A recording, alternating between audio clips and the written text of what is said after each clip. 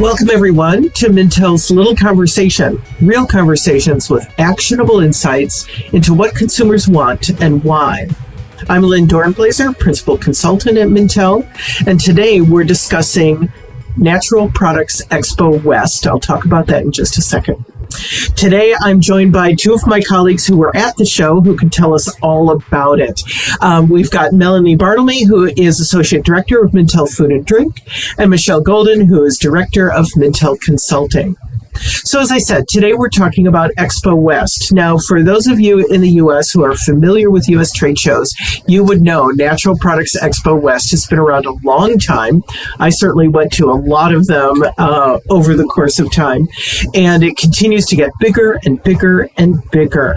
Michele tells me that organizers say that there were about 65,000 attendees and about 3,000 exhibitors, so it's a lot of stuff.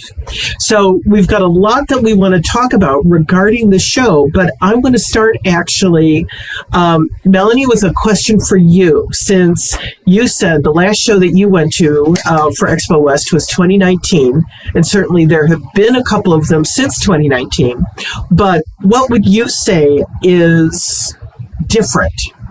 What was different so far this year as opposed to 5 years ago when you went last time? It's so interesting because this show feels like it's just grown and grown and grown. And I feel like for sure our energy levels were maybe a little bit harder to keep up as they were in the past post-pandemic. But also it feels like even though there have been a lot of the same kinds of products at these shows, like functionality has always been something very important to the show, and especially to the kinds of beverages and protein bars and, those easy to consume formats. It feels like the way that some of the products were being talked about is a little bit different than it's been in the past. And just, Michele, I think it'll be interesting for your perspective on this too, but seeing companies trying to shove as many benefits into a single product as they possibly can. Absolutely. I was supposed to go in March of 2020, but that didn't happen. So this was my first show. Me too. Seems a lifetime ago. So I really don't have anything to compare. I will say I felt the presence of every one of those 65,000 people. There was a great energy.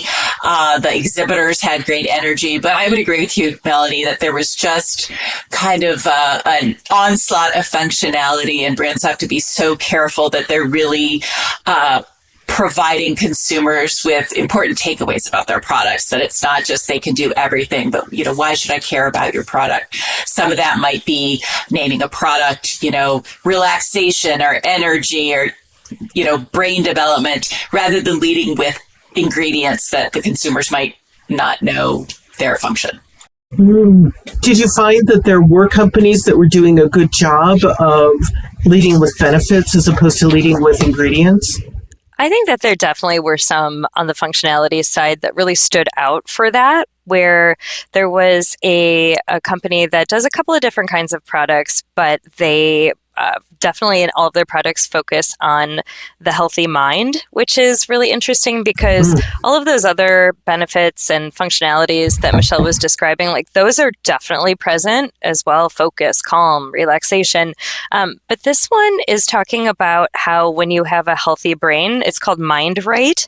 When you have a healthy brain, all of those other things are in sync. So it kind of wraps everything up into like sort of one umbrella. So to me, that one kind of cut through the noise a little bit if you are a consumer who's looking for something that has that primary focus benefit. But of course, there were other things in it that also were present. So it's not just, brain health, but it's also about like MCT oil for energy, coffee food for focus. And so it does feel like a lot of these products maybe are doing a better job of when they are naming an ingredient, they're trying to explain what benefit that ingredient provides. I will say that some of the mushroom companies maybe should let us know a little bit why they're including what specific type of mushroom. So we have some work maybe to do, but it is nice to see that some of these things are being named in that way. I'd also be interested to see how many companies can really talk about what percentage of a product is these ingredients, what level it is, what kind of scientific studies they've run. I am seeing more of that, which is really promising to show that there is actually something that they have been able to measure in effect, because I think, we all see so many products out there that make a lot of claims, and they're claims that we want. We want to feel relaxed. We want to feel like our gut is working for us. But I don't know how many of us know how many CFUs of probiotics we should have, or how much MCT oil is good for our brains, things like that. I would also say there were products that did a good job of saying who they are for. We saw a lot of perimenopause and menopause products, both in supplements, and there were teas, snack bars. So overall, we're seeing more interest in women's life stages, whether that be pregnancy, lactation, perimenopause, and menopause. So we're seeing that across a lot of different categories, but there were some brands that did a really good job of being very clear who their product was targeting. I felt like one product in particular in the women's health arena that I think did a good job with that idea of naming what the ingredients are and why they're in there was this, I think it might be the energy bar that you were referring to. It was called Menowell. And it's an energy and protein bar, and they're talking about how it's powered by maca, fiber, and protein. And so the maca in there, they were saying, was helpful with the hormone aspect of it. And again, I'd like to see some numbers, but it is interesting to see that it's not just this is for, hope you feel better. Because I think when we look at women's health, there's a lot of throwing spaghetti at the wall and hoping that it helps. And so these are very promising. It feels like we're seeing so much growth and so much more interest than we have ever in products that are specifically for women's health. And thinking about that and thinking about this show, I think that drives home really well how Expo West is often like the testing ground for really different things. Michele, with some of those women's health products that you saw, was there anything that was like the most surprising or something that you really didn't expect to see that was positioned for women? I don't think there was anything too surprising because I've been reading a lot about women's life stages being very ripe for innovation. I guess I was surprised at the range of symptoms and concerns that they were addressing. So it wasn't just normally, the hot flashes and night sweats and that sort of thing. It was really getting into emotional well-being. So anxiety, calm. So really kind of a holistic look at those life stages, particularly menopause, and really treating the entirety of concerns or symptoms. Interesting. There was also, I know this is on the supplement side, but there was a constipation relief pill for women specifically, because it was talking about how the way that your body functions in that way is affected by where you are in your cycle. And so that was really interesting to see that kind of moving into like holistically how women feel and not just this is this part of you or this is you have PMS right now, so we're treating this. It's like more of a holistic, like what is women's health? What is optimal health for a woman at any given time? Interesting. What were some of the other big trends that you saw while walking that enormous show floor? Do you want to do an ingredient sort of wrap up here? Yeah. Because I know Michele and I, when we got together immediately, we were like, this. Okay, you saw it too. And so I would say, the big three for us were dates, honey, and mushrooms. Yep. And I honestly, having come from 2019, or having seen it in 2019, these are what I would have expected. I think they've gone in interesting directions from where we were. For instance, the company Julie's, which are snacking dates, they, I believe, debuted at Expo in 2019. I remember meeting them, and they were super small, and now they have this whole range of products that are based on dates, and there's little bites, and there's little tiny ones called Juliets, and because they're medjool dates, and so it's a really lovely.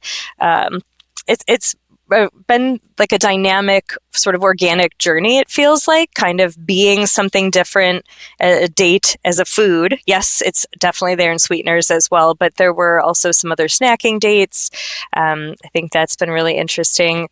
Michele, any thoughts on the honey or the mushrooms? Well, you said it before that the mushroom folks need to do a better job of explaining which mushrooms and why. I spoke with one of the supplement companies and one of their brand reps. She even said, I look to our master mushroom guy to tell me which ones I should be taking. And if she is living this day in, day out, and she still doesn't have a good sense of which ones are right for her, then it's impossible for the typical consumer to really know.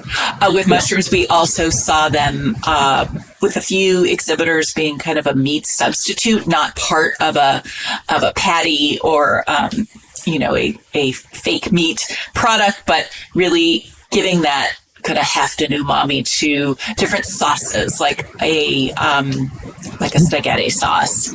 And that was a group that grew their own mushrooms in Chicago. So it was kind of, urban farm to table kind of situation. Yes. So not only are we looking at the functional ingredients of mushrooms, but also for a plant-based diet, really kind of giving some of the meatiness that people crave. Yeah, the Fungitaria, I believe is what that one was called. One thing that I will throw out, and I feel like I say this a lot, is that just because you can put a mushroom in something doesn't necessarily mean that you should. So I would say that for the mainstream consumer, that, mushroom coffees and mushroom teas and chocolates and things like that, there are going to be some consumers who are interested in that. I think when I talk to consumers outside of the industry, aka my friends and family, they can't even picture what that could be like. And so I think that there still feels sometimes like a disconnect between seeing a ton of things like this at a show and then also figuring out how many of these are going to stay on the shelf. Like, is there really going to be a need for, and this is no disparaging any product, like for a cookie dough with mushroom in it, or, a gelato with mushroom in it. And I guess we will have to wait and see, but that feels like maybe we should proceed with caution. I agree. And right in front of me, I have my little cheat sheet products, and there's a can of cold brew mushroom coffee that I haven't brought myself to try yet. I have one coffee a day, and it has to be good. And I just keep looking at this and pushing it to the back of the fridge. And what's interesting is that when I was looking for the why should I have mushroom in my coffee? Very tiny font, a lot of all over the place. Known for their high antioxidant, anti-inflammatory, energy boosting, and immune boosting properties. So again, it does it all. We're all going to live forever, but do I really want that in my coffee that's supposed to be kind of a nice treat or ritual for the day? Exactly. But Michele, all I have to comment about that is one coffee a day. Yeah. There's something wrong. There's I something have wrong very low there. tolerance of caffeine. I get weird or weirder. I would say, you know what?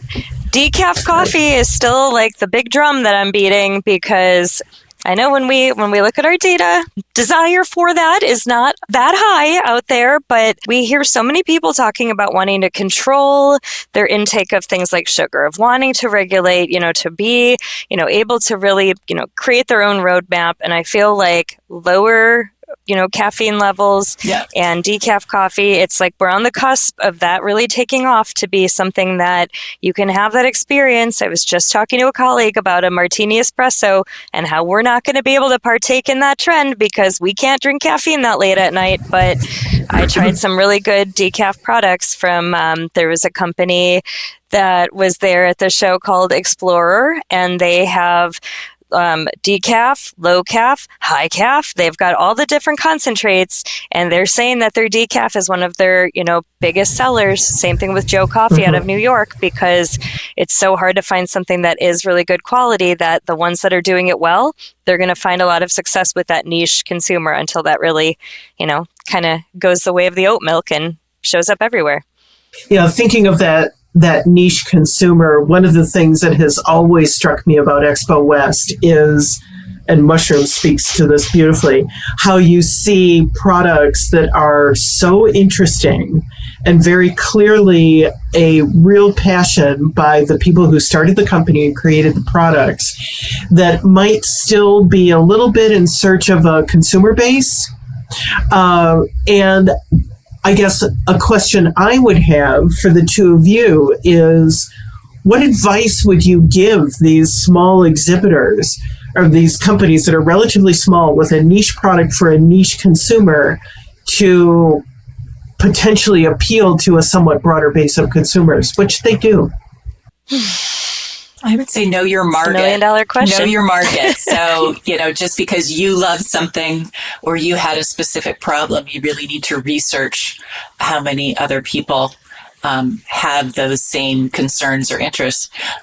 For instance, you could buy a Mintel report and see if you can get more market size information. But I do walk those aisles and see some passion projects that I am worried about.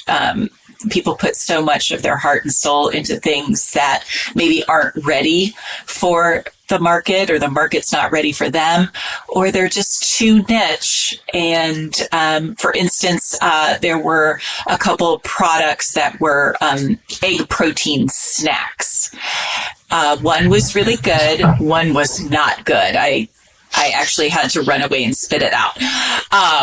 But without the people saying, but it's like, do I really need to have egg protein as a snack? Can I get that during a meal? Do I want to make kind of a pleasurable experience a little more a should rather than I get to eat this thing mid-afternoon? Yeah. I think it really has to be about serving a consumer need, and it really has to taste good to want to buy it consistently, because you're never going to get past a niche audience who's going to be biohacking and, talking peptides and, choosing their aminos and, all of these things, because that's not most of us. Most of us are just trying to reach stasis. Most of us are just trying to get through the day the best we can. So, we also can't forget about the role of pleasure in getting to that place of, like you're talking about your coffee. If I'm going to have one coffee, the function of it is also that little treat and making me feel like I've done, something kind to myself. So I saw a couple of products that felt like, okay, I get this. I get that this is your passion, and I also get why people would get excited about this. And I think that those things, there was a non-alcoholic spritz type product, and it was called Philia. And it was, something that the founder had created because her father struggled with alcoholism, and so she does not drink alcohol. But the products tasted really good. They're in line with the overall non-alcoholic movement, and it's something that you could really see somebody, I'm not so great at bitter things, but somebody who really loves bitter things, it's a really nice, tasty product. I think that when we are trying to jump on a bandwagon of hearing, somebody struggled with this, and I'm going to throw a bunch of adaptogens at something. I'm going to throw a bunch of, I can't tell you how many, better for you sodas that we saw. And the ones that, really stuck out to me were the ones that were doing something different. There was one called MyoWell. Well is very much a big word in Expo West, if you haven't noticed. But this was fermenting agave because it has natural prebiotics, and and the flavors were really good. So it wasn't trying to mask flavors with a bunch of different natural flavors or sweeteners, or it was just a really nice kind of product. And so I have the most hope for products like that, where you can really see, like with Julie's, that there could really be a pathway for a consumer to kind of fall in love with this and say, oh, that's interesting, and tell a friend, and then they're actually say, oh, this does taste good too.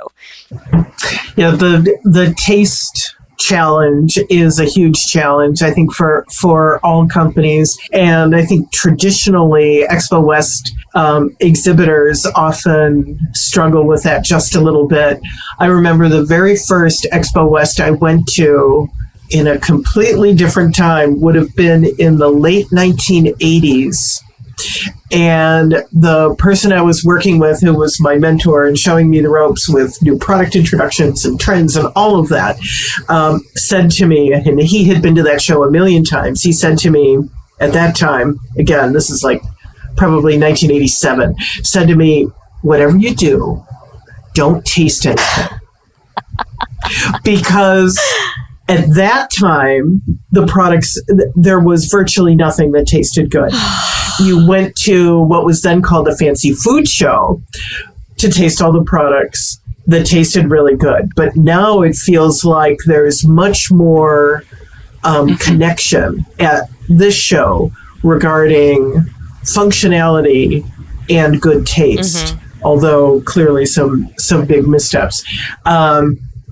So it feels like that whole concept of taste is something that is so essential for the exhibitors and those small niche companies to make sure they really, really keep an eye on. And like Michele said, to make sure that you're actually asking people other than your friends to tell you if it tastes good. Yes. Because that's... Exactly. Yeah. Exactly. So if those are some messages for some of the smaller, more niche companies, what can big companies, what can the big multinationals, the big local and regional companies, CPG companies, what should they be taking away from the show? What should they be learning from it? I think something really good for the big companies to be thinking about is the representation of some of the things that they're looking at and testing out, and seeing how many of these small companies are making the claims that they want to be making too. And in that vein, I'm thinking regenerative agriculture or any of these more sustainable supply chains, things like that, because I, have been jotting down, how many of these companies on their booths, on their products are talking about regenerative. And, I started with the small booths, and, I'm up to and it's all small companies. And so yes, it's easier to do that when you're small, but it is something that's definitely part of the conversation. And it was really lovely to see so many of the bigger companies talking about the different ways that they manage their supply chains to do what they can to give back into the earth, into the soil. This is definitely something that did kick off in 2019, and it is really wonderful to see that expanding, and to see the way that companies are trying things out and are able to say, we're putting money into something, we're going to see if this type of, say, irrigation or this type of growing, if that makes an impact. And if it doesn't, we're going to try something else, because we have that power, we have that scale to be able to see if it makes an actionable, tangible difference. And so that's something that I really want to encourage these companies to keep doing, and to keep using their power to, to create these supply chains. And then consumers will appreciate that. They may not know the words regenerative agriculture right now. Some of them will, but they will. Just the way that they understood pollinators, they understand bees. Like, these things are going to keep, they're going to keep growing. What did you see at the show that you didn't expect to see? Anything? Moss water. Oh, sea moss. Talk about what that is. Sea moss. So there's a company called Moss. They are backed by Michael B. Jordan. So again, that celebrity-backed or founded company. And I'm still not quite sure why. It seems like a plentiful, sustainable ingredient, but it wasn't immediately apparent to me why that ingredient should be something I consume. So as far as I know, I mean, I haven't Googled it, but they are the first in that space. And if they can do a good job of really hammering home the benefits of this and the why, they could have something on their hands. They could be first to market with this. And I think that anything related to the oceans that doesn't strip the oceans of their resources could be interesting. Yeah, I definitely saw some fun ocean or sea-based products. There was Ocean's Halo was there. They are a seaweed company. They also do broths and they do ramen kits. They've been around for a while. There was, it was called 12 Tides, I think. They're regeneratively farmed kelp chips. And then there was, actually, I thought this was delightful and it actually tasted really good. So I want to make sure I get the name right here because I very much enjoyed this little drink. It was called Umi Marine Plant Drink with Sea Biotics. SEA. So they were using a marine source and they tasted good. And, it's one of those products that it's probably a passion product. I'm not sure exactly where we're going to go with that, but they got me. So I hope that they got other people. And it is, Lynn, it's like you've said, this is just one of those places where sometimes wild things happen and you don't expect it to pick up. And sometimes it does. And other times, out into the void it went and it was a flash in the pan. But I think this idea of trying to maximize the resources that we have, looking at things in new ways. There was also a feel good.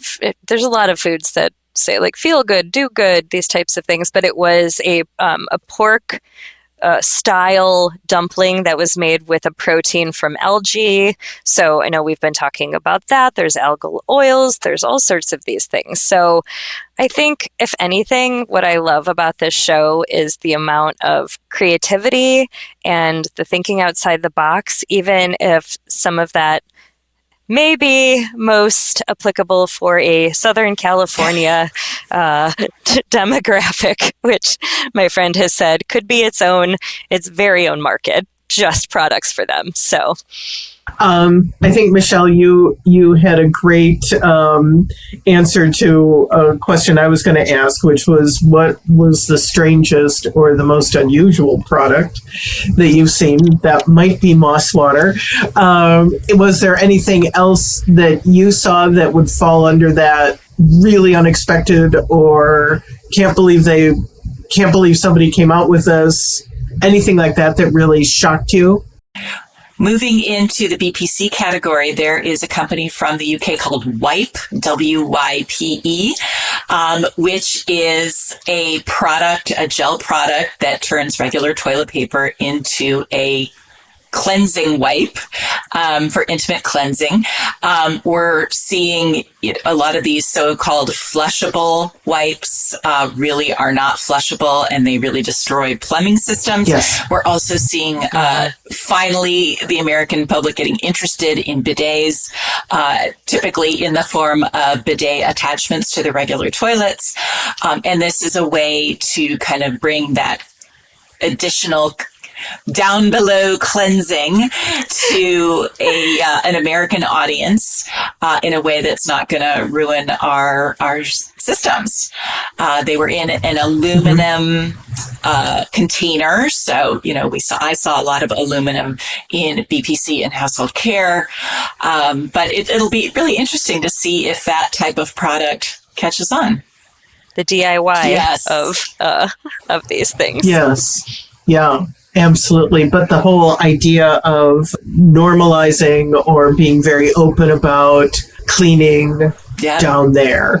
And I think what goes along with that, I think also you had talked about deodorants as well. And I think that goes along with your comment about the gel for the toilet paper, because again, it's about normalizing things that we normally don't talk about at all. Yeah, we saw a lot of whole body deodorants. The larger brands are running to market with those. So this category was kind of created by Lumi in 2017. We're seeing products from Secret, and I believe Dove has one. I know Old Spice does. But the natural whole body deodorants that I saw at Expo West, they were really promoting the safety of their products, the free from, the natural ingredients. And I think those are really well positioned to make people feel good about applying anywhere and not ending up with a nasty rash. Yeah. So it'll be interesting to see if those natural products get edged out by their larger competitors, but it's definitely a dynamic space that a lot of brands are rushing to join. That's interesting. Funny you say that too, because one of the things that I had taken a photo of was from a company called Medicine Mama, and it is the line is boldly pure, so the purity part, the safety, vulva care, so for the intimate areas, and just really wanting to make sure that that's done in a very careful way. Any last comments or observations that you have about Expo West this year? I would say packaging was kind of the main thing with beauty and personal care. There were some interesting products, but my take was that most of the products were focusing on the sustainability of their packaging or format rather than having any sort of real innovation in the benefits or their functions. So, there's always new interesting oils that people are putting in body care products or hair products, but I noticed that it was more about being plastic free. So having a deodorant be in a solely cardboard tube, or there was a company that had a retinol body lotion that right on the cap that said this cap uses 55% less plastic than a typical dispenser cap. So, and as I mentioned, aluminum was big. Cardboard cartons were big for hair care and home care.